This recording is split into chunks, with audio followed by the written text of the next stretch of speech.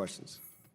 Thank you, Mr. Chairman. I appreciate the opportunity to be part of this hearing. I'm a father of two girls who are in college, so I've been through this process, and I must admit I was chair of the Education Committee in the Pennsylvania State Senate and served as one of the directors on PHEA, the Pennsylvania Higher Education Assistance Agency, and I still found it confusing. So I think it's overdue to simplify and create a more efficient system, so I look forward to being part of that discussion.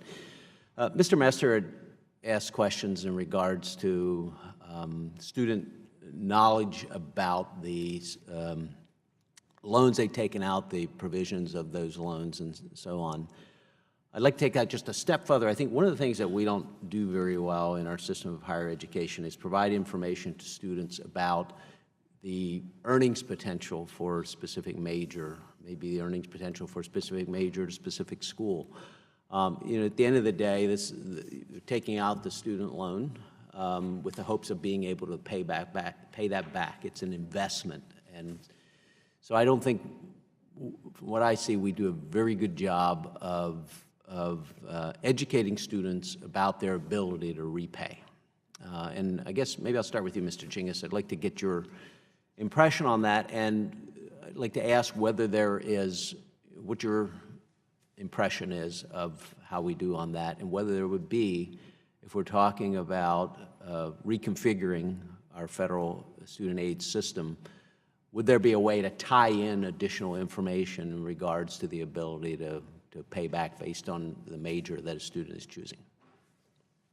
Thank you for the question. I think it is critically important that students have better access to information on what they can expect down the road when they're deciding where to go to college, how much to pay, how much to borrow. And I think some progress has been made. Right? A couple of years ago, we didn't know for the whole country average earnings for each college, and now we have that through the college scorecard. But we do need to go one step further and get that information down to the program level, which some states have done, but we don't have it at the national level yet.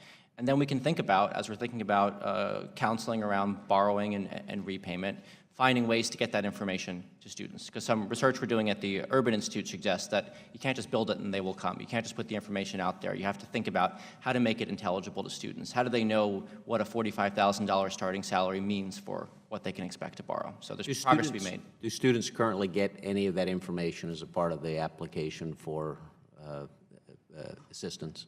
Not that I'm aware of. Would there be a way to link those in some way? I think through disclosures. I mean, one of my colleagues might be able to better address this doing the work on the ground, but I imagine there would be. Anybody else care to address that? I would just mention that in our career centers, we do provide this information. We do survey our graduates after they graduate 5 and 10 years out, and I think that that's probably an area that we can do more in. I agree. Certainly technology allows us to provide more links for students in that regard.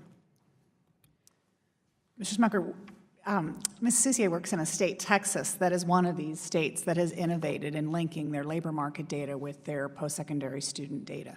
So at the state level, they've demonstrated the leadership to create these metrics. The state makes them publicly available to students. And then community organizations, high school counselors, good bundle of technology applications can provide that information to students in a variety of ways. But the state's taken on the role to make that transparent. And that's an example of progress, I believe.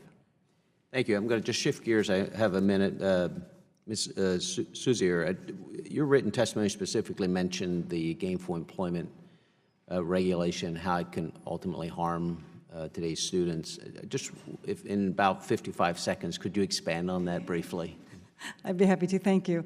No, my biggest concern, we spend a lot of time trying to comply and report the information being required. We've spent hours and hours with our technology groups doing that. And what my biggest concern is, our workforce office does a great job working with business and industry around Houston to create programs to get students trained into certain jobs. And my concern is if the data isn't fully accurate or doesn't fully represent the program, that it could label programs in jeopardy of being disbanded after they put so much effort into creating the programs. I'd be interested in continuing that discussion with you at a later time. So thank you. Thank you, Mr. Chairman.